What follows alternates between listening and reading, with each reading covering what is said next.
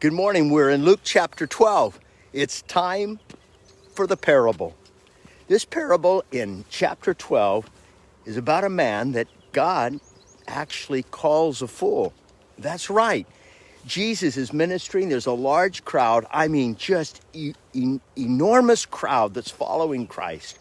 Somebody yells out at him about money and what they want and some fighting going on in their family.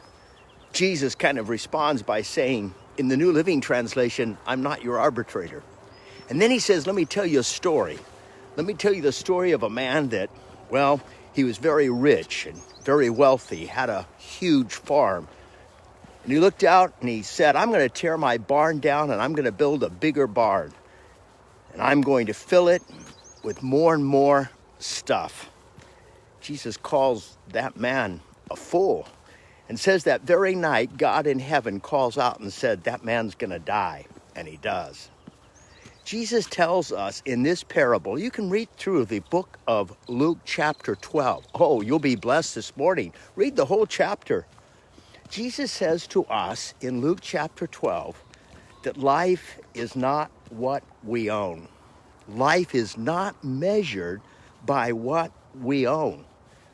And at the end of this parable, Jesus makes it really clear that life is really about who owns you. It's about having a right relationship with God. King Solomon really deals with this issue of greed. And that's what Jesus is talking about. In fact, in this parable, he begins by saying, I want to warn you to guard your heart against greed. Now, King Solomon, back in the book of Proverbs, he outlines greed several times. Just kind of a recap. He tells us that greed is a trap. That's exactly what he says. He says greed is a trap. It causes fighting. Greed causes people to get upset with one another. It's a trap, he says. In the book of Proverbs, King Solomon, who is so wealthy, tells us how dangerous greed can be. It will ensnare us. It will capture and redirect our heart. It will cause us to be owned by things instead of us owning those things. Oh, how God loves us so much. Be careful. Guard your heart. Our most important treasure is our relationship with Him.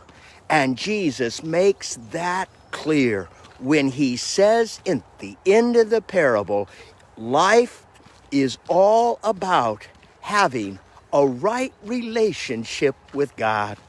Oh, God loves you. God loves you so much.